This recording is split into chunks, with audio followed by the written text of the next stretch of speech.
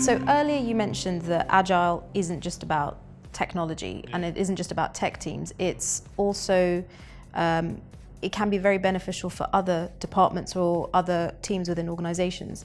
In your experience, how do you think that Agile can be useful for other departments and organizations that aren't just focused on technology? Yeah, and that's a big thing for me because I'm not really I don't really have a software background. So it's obviously got attached in the software world, but its history is from car manufacturing, so completely outside of that.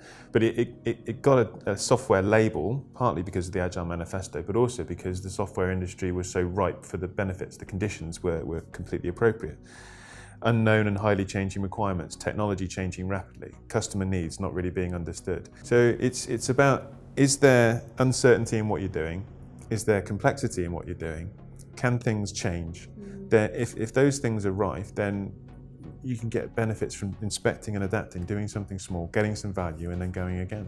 And it's interesting you say that, because a lot of the time I also find that when we talk about getting things done, complexity, there tends to, you need a certain level of organization around that as well, in terms of how you plan, how you understand, how you know, what are your requirements, or what are the things you need to get done.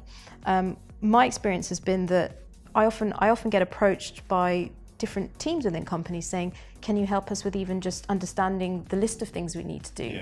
Yeah. And then that sort of leads on to understanding what are the top priorities and understanding things like the value that we need to sort of really bring about within our team to help the organization or help our department.